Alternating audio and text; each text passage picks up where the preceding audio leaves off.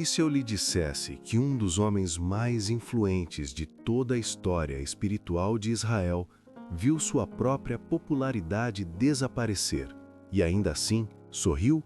Imagine por um momento a cena. Multidões que antes corriam pelo deserto para ouvir uma única voz, começam, pouco a pouco, a seguir outro caminho. O homem que fez reis tremerem, que confrontou os sacerdotes e que levou uma nação inteira ao arrependimento, permanece em silêncio às margens do Jordão, observando enquanto as pessoas deixam de procurá-lo. Para muitos, aquilo parecia o início de um esquecimento inevitável.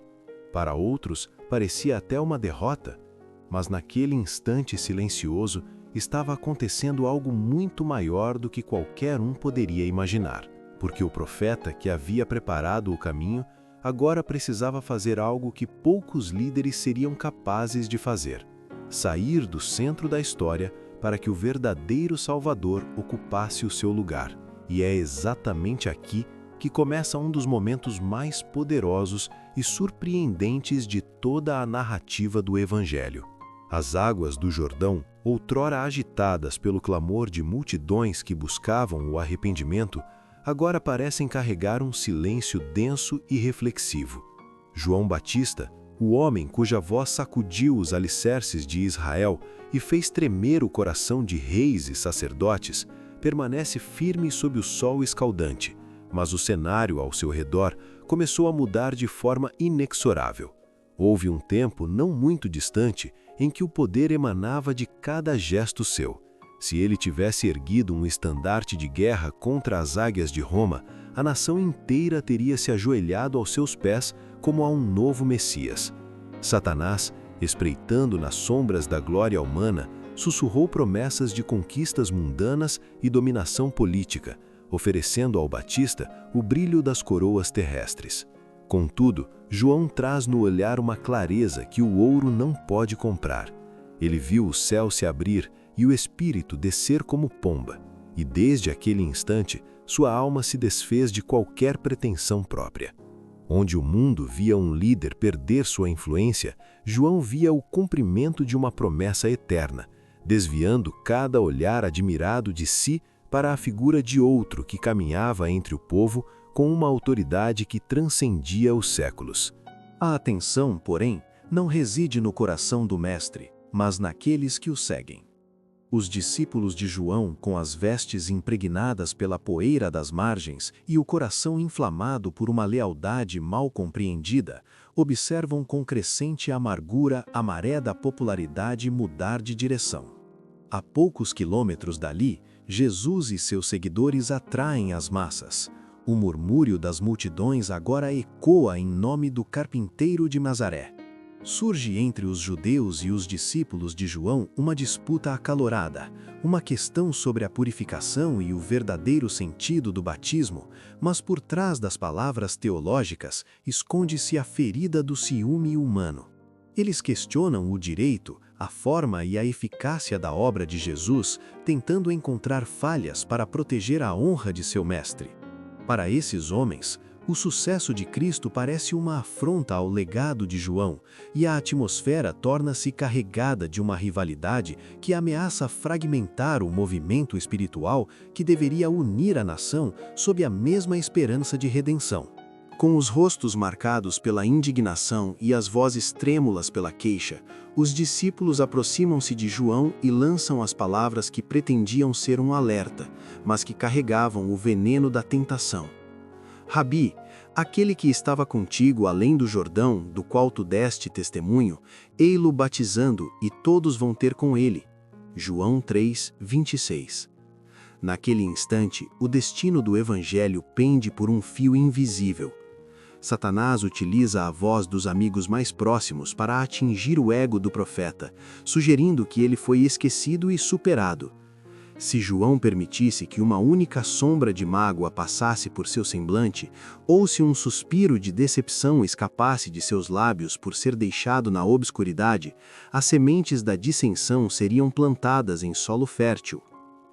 O ciúme e a inveja, se acolhidos, ergueriam uma barreira intransponível entre o precursor e o Salvador, transformando o que deveria ser um triunfo do reino em uma disputa de egos que retardaria a luz da salvação sobre um mundo em trevas. João Batista carrega em suas veias a mesma humanidade falível de qualquer homem, mas ele é um homem que foi tocado pelo fogo do amor divino.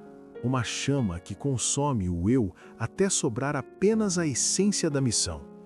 Ele habita uma esfera espiritual onde o miasma da ambição não consegue penetrar. Um lugar de paz que os seus discípulos, em sua agitação terrena, ainda não conseguem compreender. Ao ouvir a queixa amarga, ele não demonstra defesa ou irritação. Em vez disso, um brilho de compreensão profunda e alegria genuína ilumina seu rosto curtido pelo deserto. Ele conhece seu lugar na tapeçaria de Deus e não deseja um fio a mais do que lhe foi destinado. Com uma voz que carrega a autoridade da humildade, ele começa a desconstruir o ciúme de seus seguidores, revelando que a verdadeira grandeza não está em ser o centro das atenções, mas em ser o canal por onde a luz passa para iluminar o caminho daqueles que estão perdidos na noite da alma. O profeta então declara com uma serenidade que silencia a disputa: o homem não pode receber coisa alguma se lhe não for dada do céu. Vós mesmos me sois testemunhas de que disse: eu não sou o Cristo, mas sou enviado adiante dele. Aquele que tem a esposa é o esposo, mas o amigo do esposo, que lhe assiste e o ouve, alegra-se muito com a voz do esposo. João 3, 27 a 29. João utiliza a imagem do enlace nupcial para descrever a união sagrada entre Cristo e seu povo, posicionando-se apenas como o amigo que preparou o caminho, o mensageiro que organizou o encontro. Seu trabalho termina no momento em que as mãos dos noivos se tocam. Sua alegria não diminui com a chegada do esposo, mas atinge a plenitude. Ele não vê a ascensão de Jesus como uma perda pessoal, mas como o êxito absoluto de sua própria vida. Para João, a felicidade de ouvir a voz do Salvador é o prêmio final, e cada batismo realizado pelas mãos dos discípulos de Jesus é um eco da vitória que ele mesmo ajudou a preparar. Elevando-se acima das fraquezas da carne, João fixa seus olhos de fé no Redentor e pronuncia a frase que se tornaria o selo de sua abnegação. Assim, pois, já este meu gozo está cumprido. É necessário que ele cresça e que eu diminua. Ele compreende que o propósito de sua existência foi ser apenas uma voz, um clamor que rompeu o silêncio do deserto para anunciar o Cordeiro. Agora que a luz da vida brilha com intensidade total, ele aceita o silêncio e a obscuridade com uma gratidão que confunde a mente humana. Ele não quer mais ser o centro, ele quer desaparecer para que Cristo seja tudo em todos. No entanto, enquanto ele escolhe o caminho da diminuição pessoal para que o Salvador cresça diante dos olhos da nação, as sombras do poder político e a fúria de corações endurecidos começam a se fechar ao seu redor, preparando um teste final de fé onde o silêncio da prisão será o próximo cenário de sua jornada espiritual. A vocação de um mensageiro de Deus não é um caminho de glória própria, mas uma jornada de autonegação, onde o brilho do próprio eu é suavemente absorvido pela luz ofuscante de Cristo. Aqueles que caminham sob esse chamado sagrado compreendem que não há espaço para rivalidades, pois a causa do Evangelho é preciosa demais para ser manchada por disputas de importância. Como João Batista, o coração fiel se contenta em ser apenas um dedo apontado para a eternidade, uma voz que clama com reverência: Eis o Cordeiro de Deus, que tira o pecado do mundo. Ao exaltarem a Jesus, esses mensageiros permitem que a própria humanidade seja elevada, encontrando o Criador não nas alturas do orgulho, mas na comunhão com o alto e o sublime, que habita na eternidade, e que escolheu fazer morada também com o contrito e abatido de espírito, para vivificar o coração daqueles que se reconhecem pequenos diante da sua santidade. Isaías 57:15. O coração do profeta, agora um vaso vazio de ambições terrenas, torna-se o receptáculo perfeito para a luz divina.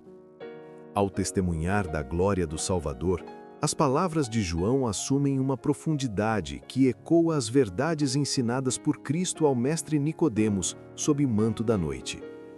Com a autoridade de quem contempla o invisível, João declara que aquele que vem de cima é sobre todos, aquele que vem da terra é da terra e fala da terra, aquele que vem do céu é sobre todos. João 3,31. Ele compreende que Jesus não é meramente um mestre entre muitos, mas o enviado de Deus que fala as palavras do próprio Pai, pois a ele o Espírito não foi dado por medida, mas em uma plenitude infinita que transborda a vida. João 3,34. É o reflexo daquele que disse: "Não busco a minha vontade, mas a vontade do Pai que me enviou." João 5,30. Aquele que, por amar a justiça e aborrecer a iniquidade, foi ungido com o óleo da alegria acima de todos os seus companheiros. Hebreus 1,9. Essa mesma lei de esvaziamento governa a vida de cada seguidor de Cristo ao longo das eras. A luz do céu é um dom generoso, mas ela só consegue penetrar na alma à medida que somos voluntários em nos despir das camadas de egoísmo que nos protegem do divino.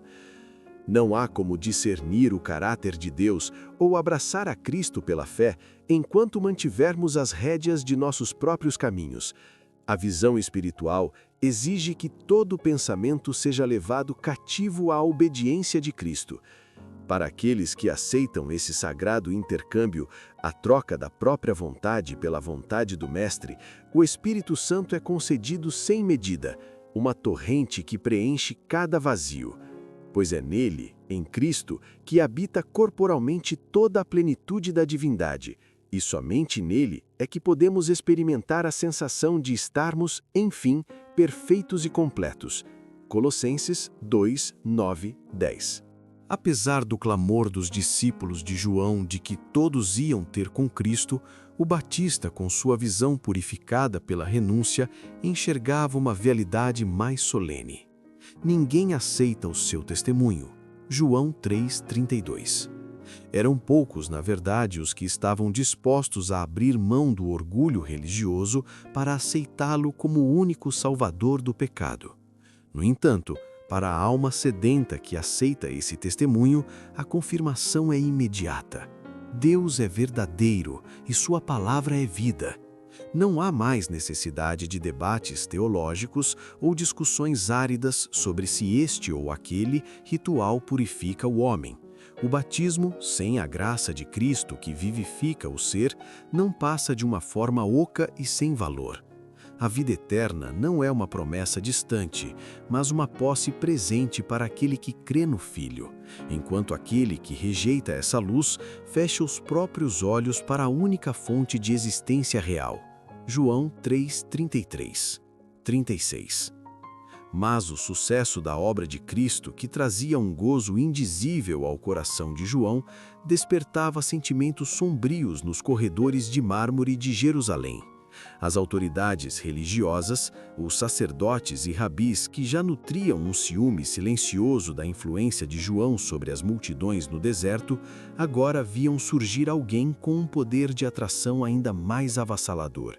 Ao contrário do Batista, os guias de Israel não estavam dispostos a pronunciar as palavras de libertação. É necessário que ele cresça e que eu diminua. João 3:30.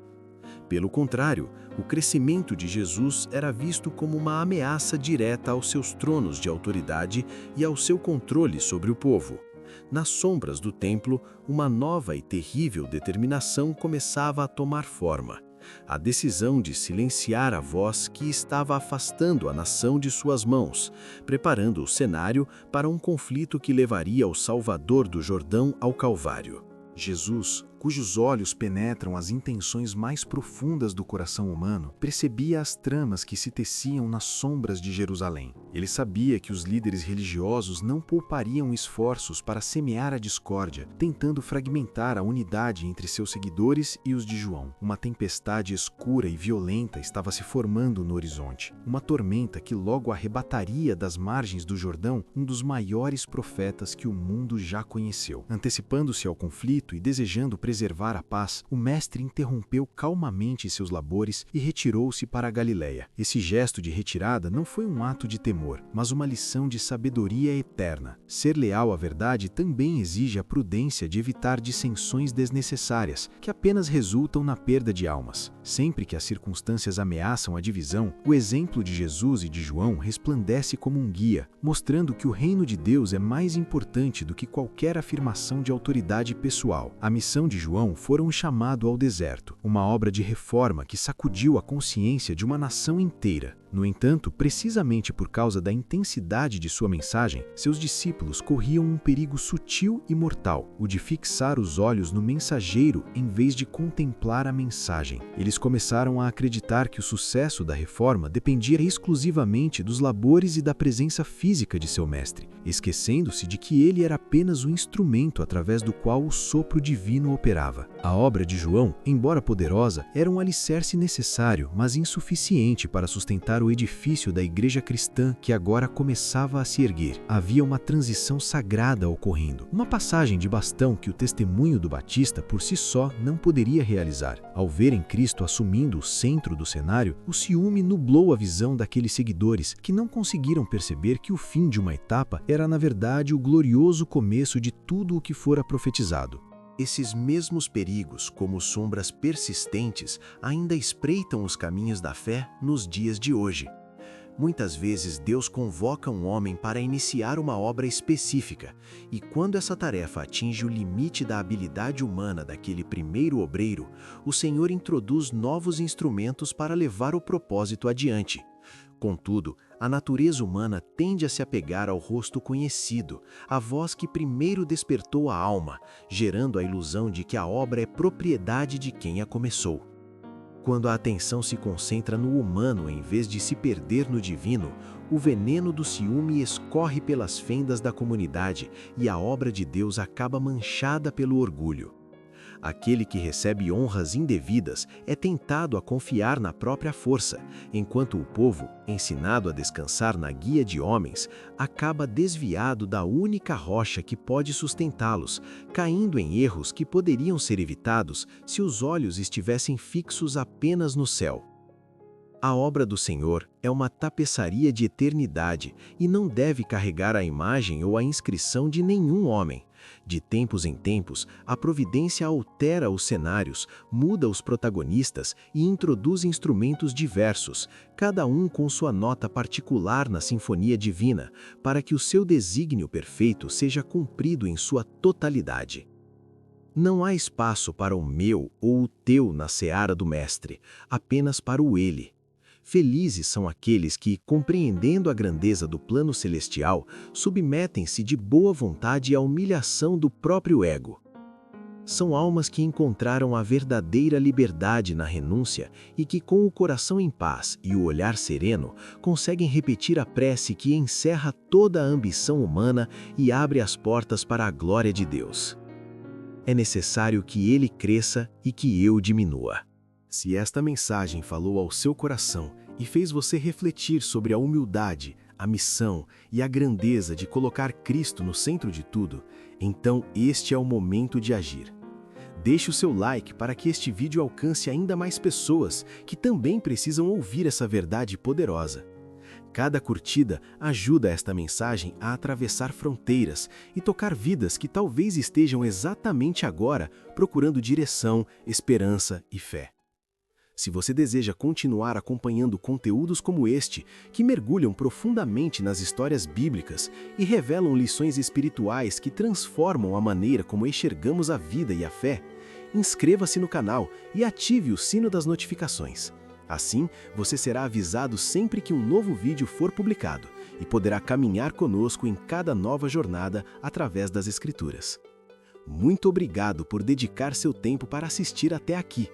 Que a mesma verdade que guiou a vida de João Batista, é necessário que ele cresça e que eu diminua, também ilumine o seu caminho. Que Deus abençoe sua vida, sua família e sua caminhada espiritual. Nos vemos no próximo vídeo.